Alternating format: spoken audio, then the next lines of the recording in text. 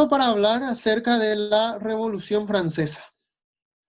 Bueno, la Revolución Francesa como tema es un tema bastante amplio y muy complejo, digamos que para abordar. Incluso se podría hacer un curso, un curso completo apenas sobre las causas de la Revolución Francesa. Da para hacer un curso completo por la complejidad del detalle. Eh, digamos así que, pero trataremos de ser lo más sintético posible, por lo menos para tener algunas nociones generales acerca de lo que fue la Revolución Francesa y de la importancia que tuvo este proceso revolucionario.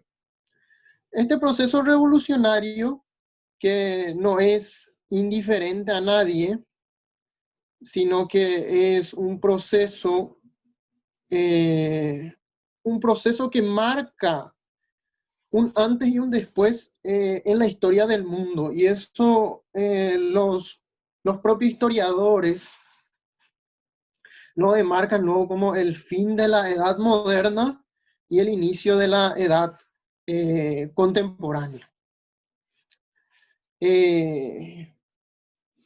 Y tiene, en cierto sentido, tiene razón.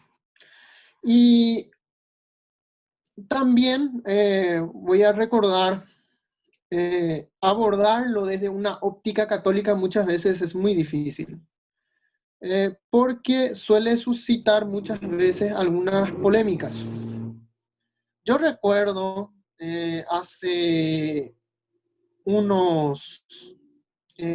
año, cuando yo estaba dando algunos cursos en el Centro Cultural, justamente estaba dando cursos sobre marxismo cultural, y le puse como una de las causas del marxismo cultural a la Revolución Francesa. Uno de los muchachos asistentes, cuando se dio cuenta que yo critiqué a la Revolución Francesa, se levantó de golpe y al terminar la charla, él durante media hora estuvo bombardeándome con preguntas acerca netamente sobre la Revolución Francesa. Porque la Revolución Francesa es normalmente utilizada para defender todo el sistema político moderno y el pensamiento moderno que circula en nuestra sociedad actualmente. Según los autores liberales, consideran a la Revolución Francesa como la epopeya de las libertades y de la democracia universal.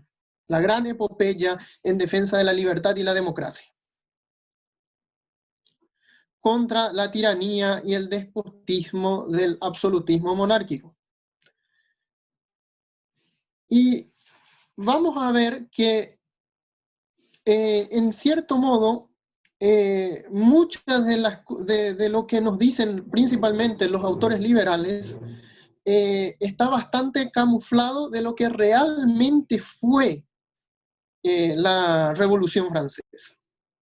Bueno, la Revolución Francesa, dependiendo del autor, ellos abordan las causas mismas, ellos abordan de distintas formas. Como por ejemplo, los autores marxistas, ellos ven en la Revolución Francesa apenas una lucha de clases.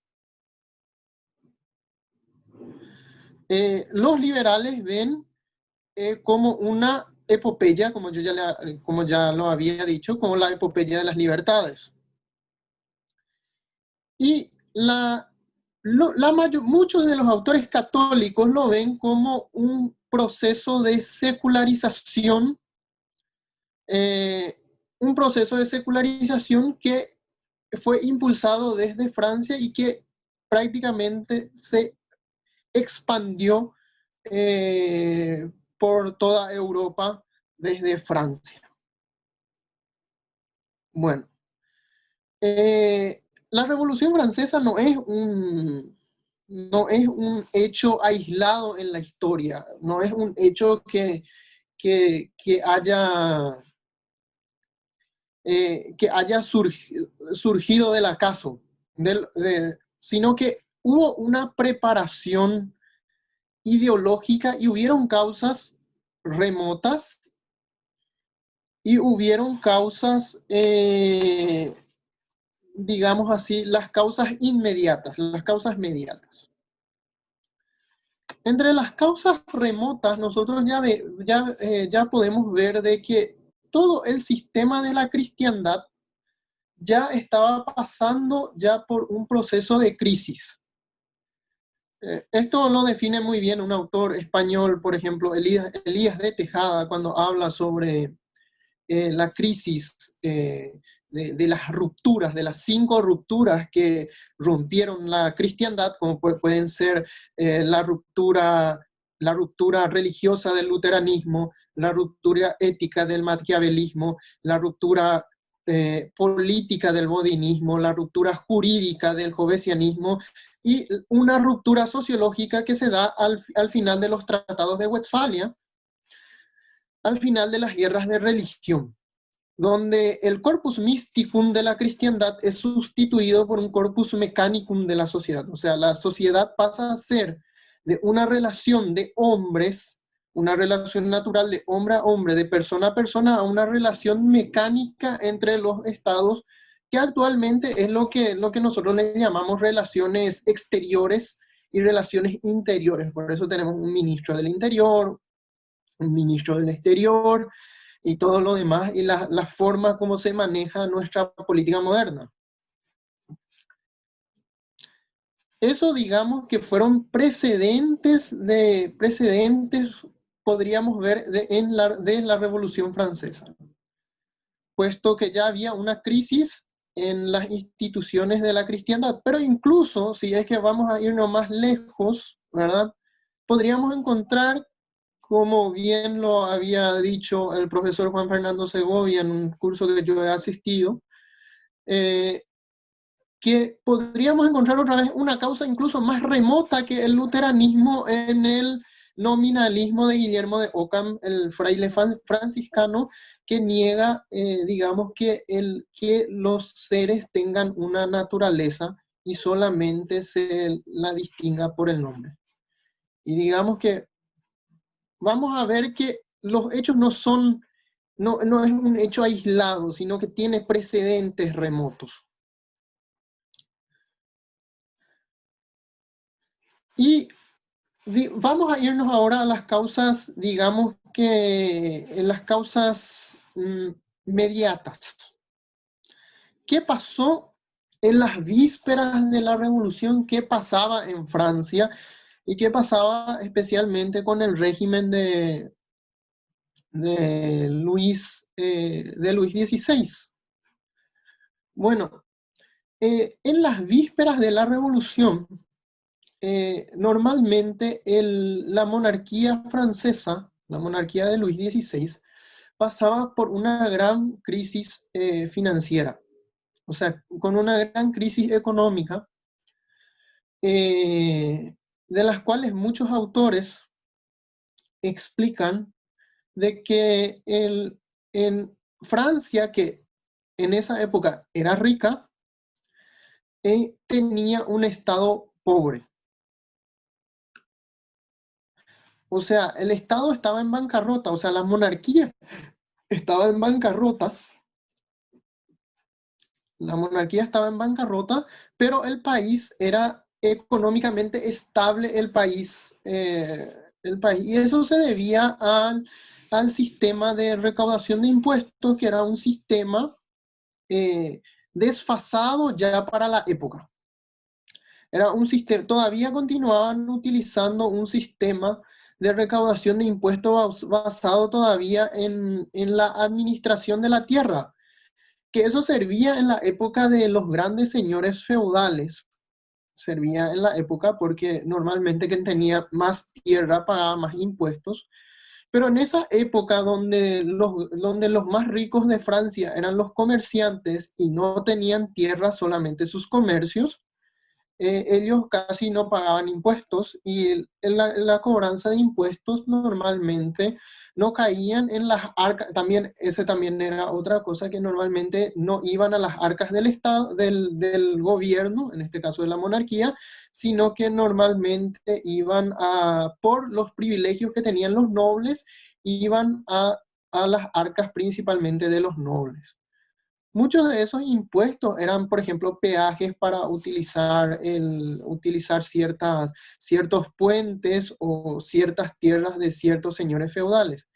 Entonces, la recaudación en sí, en esa época, la recaudación de la monarquía francesa era bastante precaria en el sistema de recaudación de impuestos. Y luego estaba también de que la monarquía francesa estuvo en guerra 10 a 20 años antes con Inglaterra, de las cuales se alió con justamente lo que serían las 13 colonias de los Estados Unidos en su independencia. Y los gastos que ocasionó esa guerra, que la ganó Francia, fueron bastante altos para la monarquía. Entonces la monarquía estaba en bancarrota. Luis XVI necesitaba con urgencia cambiar el sistema tributario, especialmente empezar a cobrar impuestos de lo que realmente tenían en esa época el dinero en sus manos, ¿verdad? Para poder llenar las arcas del Estado. Vamos a llamar así. Bueno, ¿qué es lo que pasa? El rey, aunque él quisiera cambiar el sistema tributario, él no podía cambiar por sí solo, él no tenía la potestad, él sí o sí necesitaba o que el parlamento, que eran los juristas de la época, en esa época, o sea, no es el mismo parlamento que nosotros conocemos hoy en día, sino que eran abogados que se reunían para discutir las leyes en esa época. Él necesitaba del apoyo del Parlamento para cambiar. El Parlamento no le permitió a Luis XVI cambiar las leyes tributarias. Luego él tenía que reunirse, si es que el Parlamento no le daba la potestad, necesitaba la potestad la potestad que le daba la Asamblea de los Notables, que tampoco le prestó apoyo al rey. Entonces al rey no le quedó salida que convocar los estados generales. ¿Qué eran los estados generales? Los estados generales eran cuando la monarquía francesa pasaba una crisis muy grande, se reunían en torno al rey en torno al rey, representantes de los 3 estamentos que componían la sociedad francesa de la época. El primer estado, que era la nobleza; el segundo estado, que era el clero; y el tercer estado, que eran los representantes que no eran ni del clero ni de la nobleza. Se reunían en torno al rey para discutir la situación política de la época. Los estados generales es una institución francesa medieval que surgió en el siglo XIII,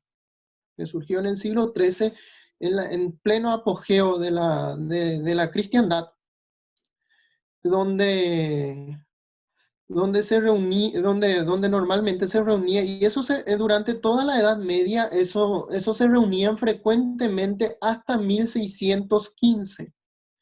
A partir de 1615, con la centralización del poder por parte del rey, ¿verdad? Hubo una especie de centralización, el rey no volvió a convocar los estados generales desde 1615 hasta 1789, donde se volvió a convocar en mayo de 1789.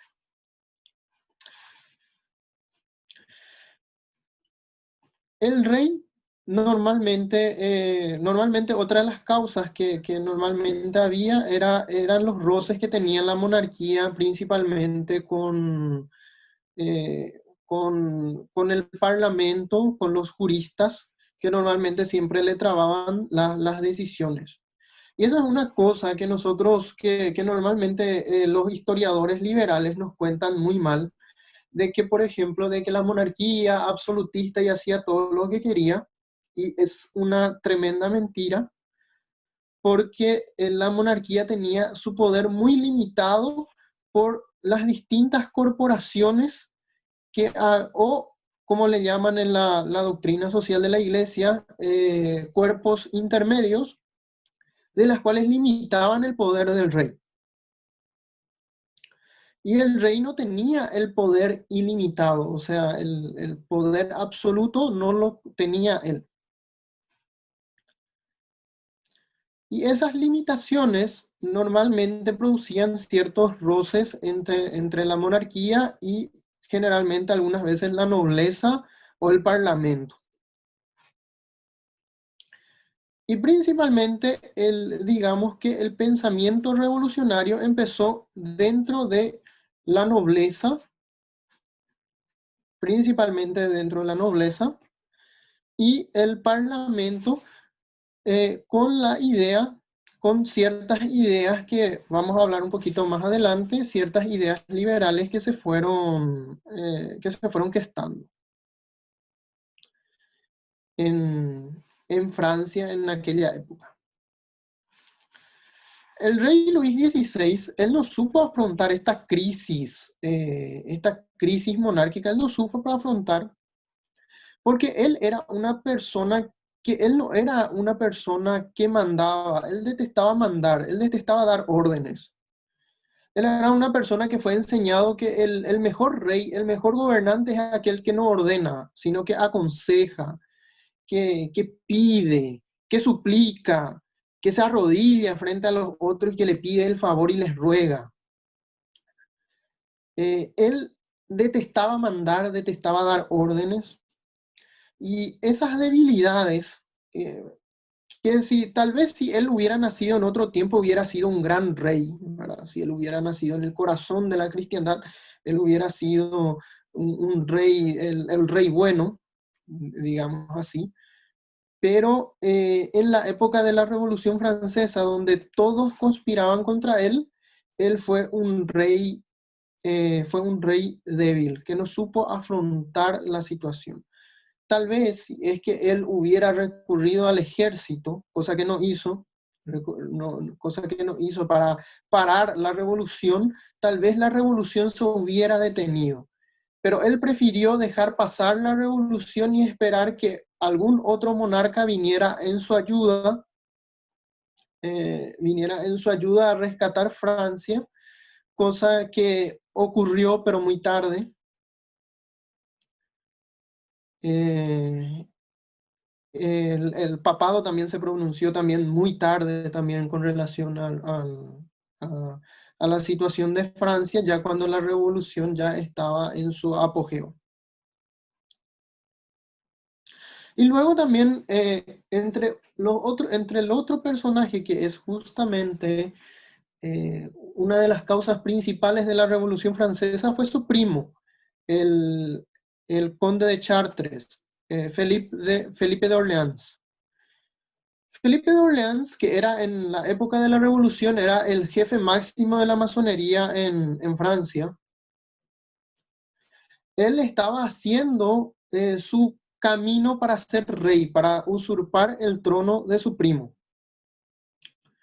Y él fue el que estuvo desde el primer momento en la revolución y haciendo la revolución, intentando sacar a su primo, y en el momento que decidieron votar la muerte de Luis XVI, su primo Felipe de Orleans, que él cambió su nombre, él renunció a sus títulos dinásticos, que es cosa que ocurrió con muchos nobles de la revolución, que renunciaron a sus títulos para ser como el pueblo. Él se cambió el nombre de Felipe Igualdad, y en el día en el día del juicio de Luis XVI votó a favor de, de la pena de muerte al rey, y, de la pena de muerte a su primo. Cosa que me parece que él no se lo esperaba, pero al fin del mismo año que él le mandó matar a su primo, él también estaría sufriendo la pena de muerte también por guillotina. Muchos de los revolucionarios, y esto es muy importante acotar, que iniciaron la revolución, terminaron ellos mismos siendo víctimas de la propia revolución. Entonces, digamos que esas fueron, digamos que las causas mediatas a la revolución. Entre las causas, digamos así, remotas, eh, podríamos poner principalmente en el pensamiento en el pensamiento liberal que estaba en ese momento de moda en Francia. Se puso de moda porque Francia es la última digamos que, no es la primera revolución de ese corte, de que cambia a un Estado liberal. Ya había ocurrido con la Gloriosa, que es la Revolución Inglesa de 1688, un siglo antes, de las cuales destituye al rey católico de Inglaterra, Jacobo II, y elimina toda la oportunidad de que haya una monarquía católica de vuelta en Inglaterra, e instaura la sucesión protestante que vemos hasta hoy en día en, en, en Inglaterra, y la monarquía liberal parlamentarista que en el inicio fue muy inestable, pero adquirió estabilidad gracias a la masonería. Y cuando adquirió estabilidad en la monarquía parlamentaria, que podríamos llamar que era una monarquía del dinero también, porque se hizo muy rica muy pronto, era el sueño de los juristas del siglo XVIII en esa época, principalmente los juristas de Francia y de toda Europa, una monarquía parlamentaria, porque se hizo muy rica muy pronto. La monarquía al servicio del dinero, podríamos decir. Luego están los pensamientos preparativos, que justamente fueron los enciclopedistas, que empezaron a reunirse durante todo el 18 en lo que nosotros podríamos llamar sociedades de pensamiento. Esas sociedades de pensamiento era un grupo de gente que se reunía, grupo de gente supuestamente intelectual, los filósofos, los enciclopedistas del 18, se reunían, cuyo único fin era pensar. Ellos se reunían únicamente para pensar, y la libertad de las opiniones era el plato fuerte de estas sociedades de pensamiento, donde la gente se iba a discutir y todo era opinable. No existían dogmas, como nosotros los católicos que creemos en los dogmas. En las sociedades de pensamiento no existen ni los dogmas. La libertad es el principio supremo. Y como no hay dogmas y como todo es opinable, tampoco hay verdad. Entre las sociedades de pensamiento pasaron varias personas, como por ejemplo Voltaire, Montesquieu, Rousseau, y principalmente Rousseau, quien era discípulo de Locke, pero instaura una especie con su teoría del contrato social, que es más o menos así. Él se imaginó cómo sería la sociedad original humana. Y él lo dijo que era un contrato social, que la sociedad no surge naturalmente de la familia como se creía, como nosotros los católicos creemos que la sociedad surge del seno familiar. Es una institución natural. No. La sociedad es cuando los ciudadanos se ponen de acuerdo y eligen sus autoridades, sus leyes, sus principios y el camino a seguir.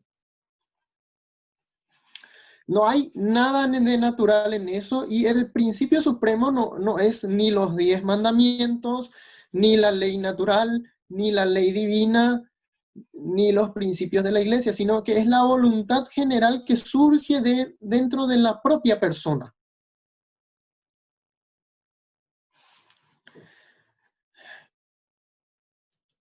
Y ese es el estilo de sociedad que en estas sociedades de pensamiento se discutían.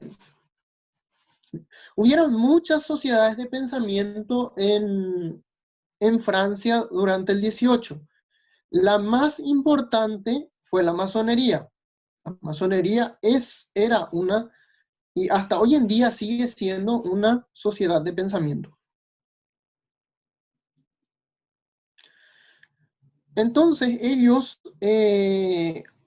con las teorías de la separación de los poderes del Estado de Montesquieu y el contrato social de Rousseau, que se empieza a predicar durante todo el 18, provoca dentro de la nobleza francesa, principalmente, un decanto, o sea, un enamoramiento de ese tipo de sistema, y el hecho de cambiar el sistema monárquico tradicional, que aún seguía vigente en Francia, tenía sus defectos, necesitaba una reforma, es categórico que sí, pero el sistema era monárquico tradicional católico, donde el poder se concebía a través de Dios, donde el monarca todavía continuaba siendo un ministro de Dios que blande la espada temporal, es un ministro de Dios en lo temporal.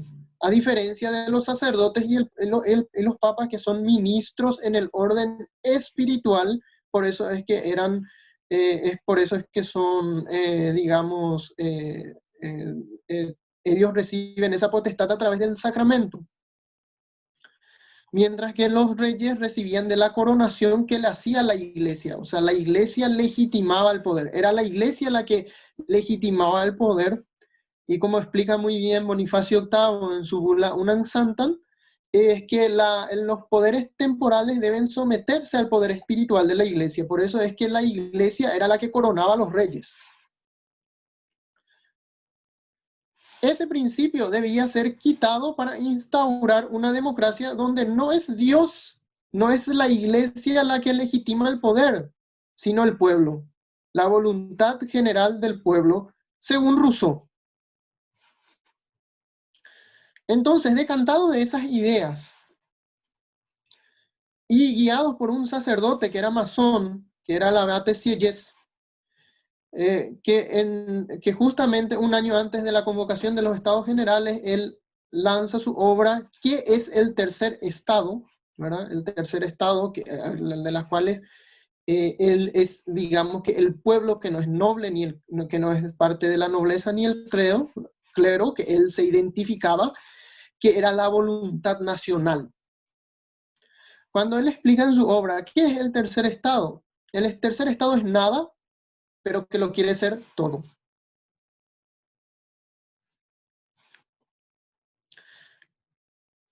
Entonces, ellos hacen la revolución. ¿Y cómo empieza la revolución en sí? empieza la revolución primero eliminando toda la jerarquía social existente, porque necesitamos igualar a todas las personas. Ya no puede haber ni clero, ni nobles, ni campesinos, ni artesanos, ni nada por el estilo. Eliminamos eso y solamente queda el ciudadano. Entonces, cuando se convocan los estados generales, en mayo, a partir de julio, los revolucionarios franceses, ellos agarran y se reúnen en Asamblea Nacional,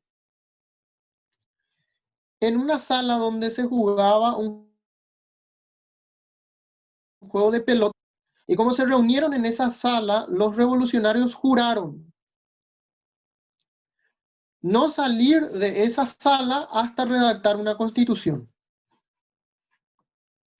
A ese juramento se llamaron juramento del pacto de pelota, algo así me parece que se llama. Un juramento del juego de pelota, discúlpenme, juramento del juego de pelota. Y donde ellos pretendían de que ya no es más Dios el que va a otorgar el poder a Dios, sino de acuerdo al pueblo a través de una constitución nacional. Y ahí empieza el estallido de la revolución. Luis XVI intenta hacer algunas cosas. Primero, él no quiere aceptar la existencia de la Asamblea Nacional Constituyente, y el ejército, que era leal aún a él, se comunica con él a través de carta, y a través de eso los revolucionarios hacen el famoso asalto a la Bastilla, que me parece que fue en agosto, si no estoy equivocado. El asalto a la Bastilla, que normalmente toman como un sinónimo de libertad y todo lo demás, fue apenas una muchedumbre que se fue con bayonetas y todo lo demás a la Bastilla, donde se fueron a protestar frente a la Bastilla, donde el guardia cárcel, porque la Bastilla era una cárcel, el guardia cárcel salió, le abrió las puertas. No es que ellos se fueron a atacar, sino que le abrió las puertas y luego ellos le agarraron preso. Y soltaron a los presos, y ahí había, creo que me parece que había 3 agitadores. No, 4 agitadores. Los agitadores, cuando vieron que se abrieron las celdas, ellos salieron volando y nunca más se supo nada más de ellos. Había un libertino que era el discípulo del Marqués de Sade, que al ser liberado, él salió y hizo un discurso contra la monarquía y contra todos los sistemas de opresión. En algunos días estuvo preso otra vez por intentos de violación y todo lo más, ya le metieron preso otra vez. Y creo que habían 2 locos, de las cuales regresaron con sus familias, pero sus familias luego les volvieron a encerrar en un manicomio. Esa fue la famosa toma de la Bastilla, que ocurrió en ese año, que los famosos, los defensores de la Revolución Francesa, normalmente ellos dicen que es un grito de libertad. ¿Qué hicieron con el guardia cárcel? Le mataron, le decapitaron, pusieron su cabeza sobre una lanza y le pasearon hasta el ayuntamiento donde estaba el intendente. Le agarraron al intendente, le acusaron de traición y también le decapitaron, y también le pusieron su cabeza sobre una estaca, y también hicieron pasear por las calles de la ciudad, por las calles de París, me parece. Entonces, todo ese sistema se va haciendo. Cuando luego sale la Constitución y declaran una monarquía constitucional con separación de poderes del Estado, de las cuales Luis XVI se resiste, pero luego es forzado a firmar, normalmente empiezan a haber conflictos entre Luis XVI, porque todo el referéndum que hace, todas las leyes que emite la Asamblea Nacional son vetadas por el rey.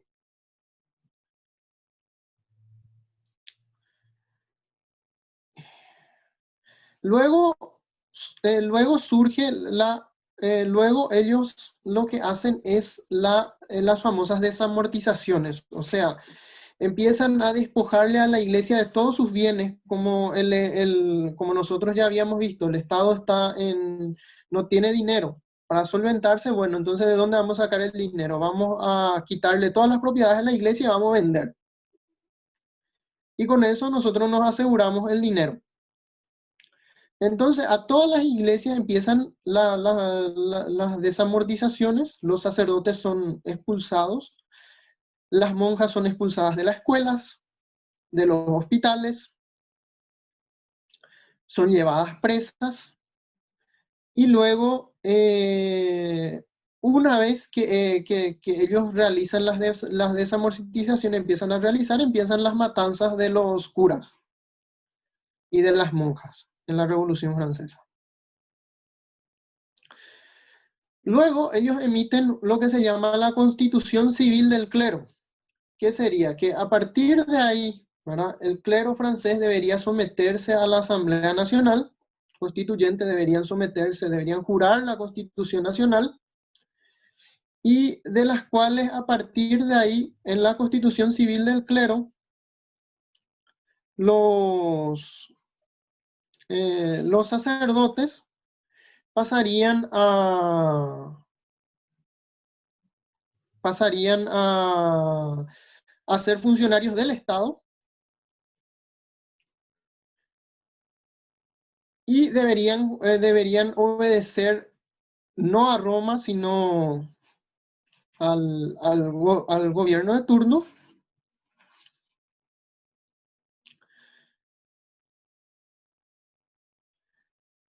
Y los sacerdotes y los obispos deberían ser elegidos por el pueblo democráticamente a través del sufragio universal. O sea, el párroco debería ser elegido a través del sufragio. Y en el sufragio no solamente entraba la feligresía católica, sino que también debían votar los ateos, los judíos y los protestantes también debían votar para ver quién sería el párroco del pueblo.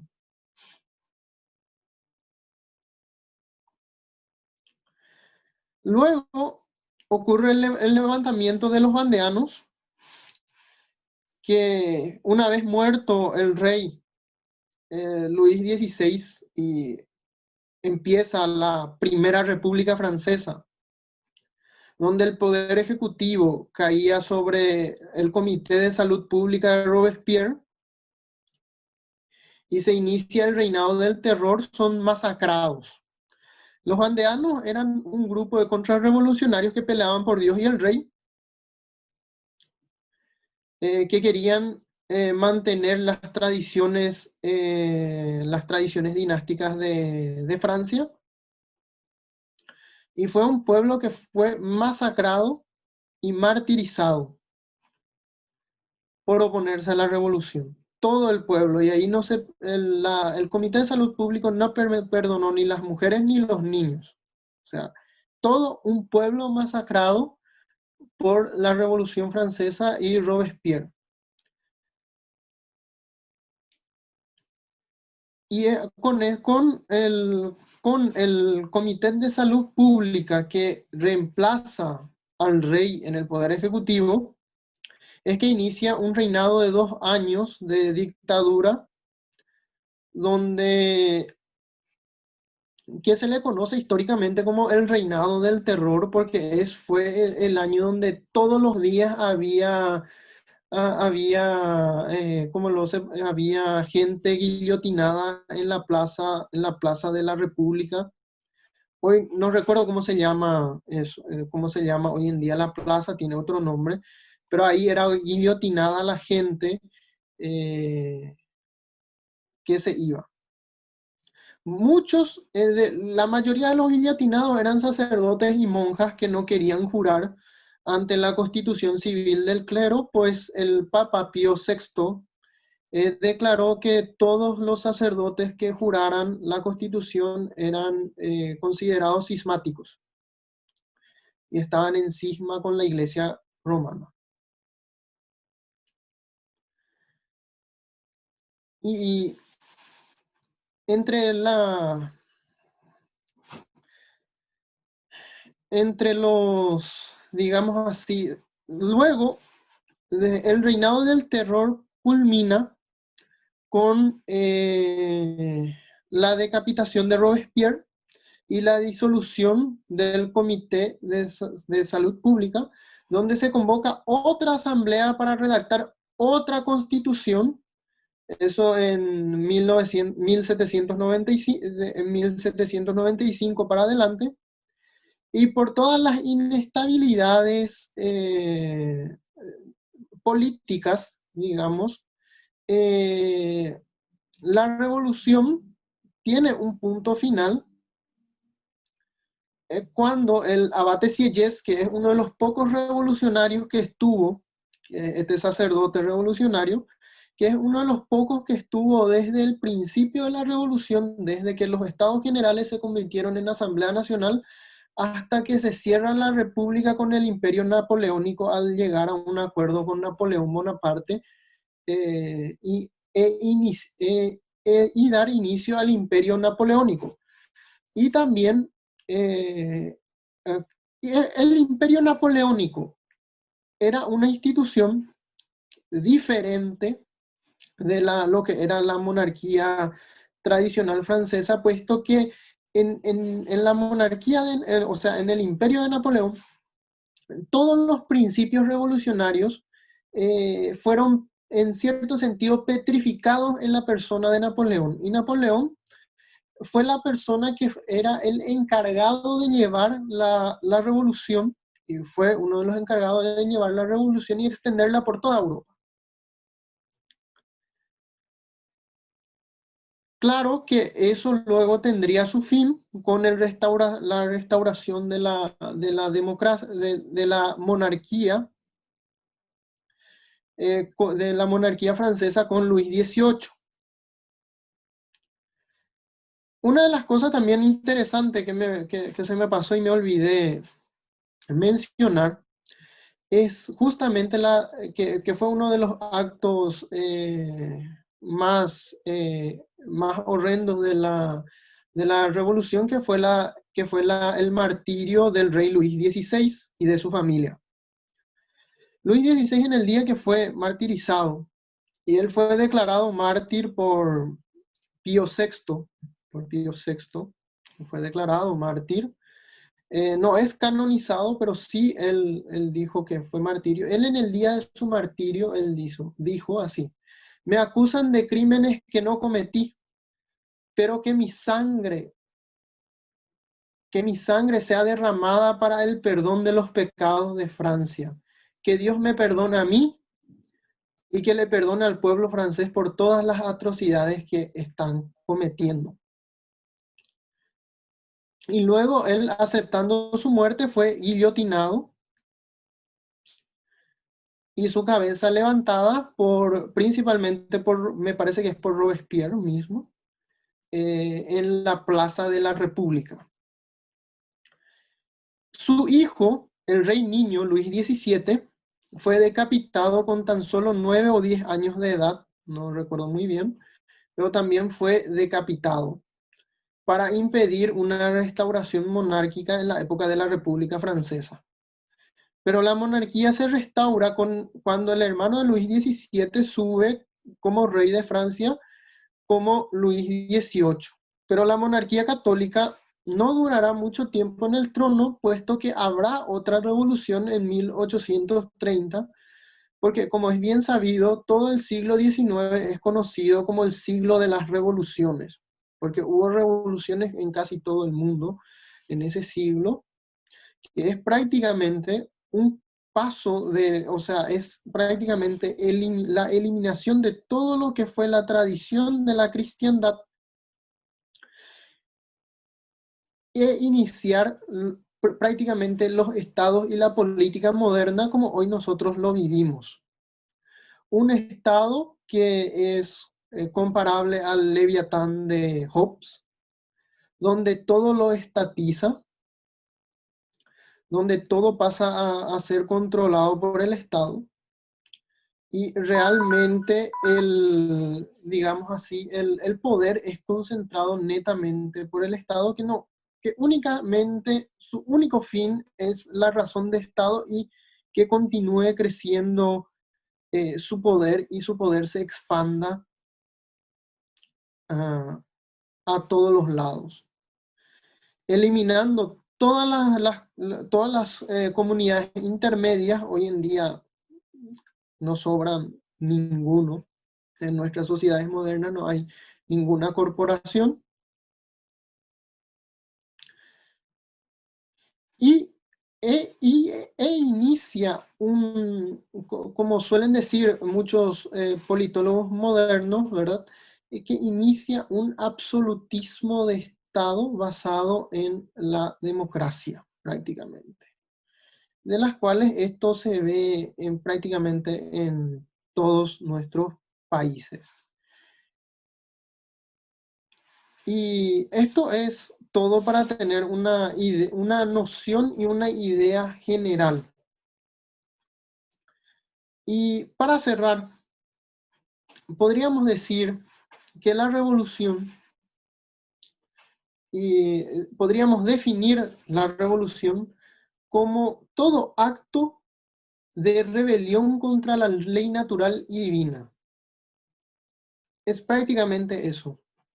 Y la instauración dentro de nuestra sociedad de la voluntad del hombre por encima de la voluntad de Dios, que es lo que nosotros vemos hoy en día en la secularización principalmente de nuestras sociedades. Por eso es que nuestras sociedades están cada día más secularizadas a raíz de esto.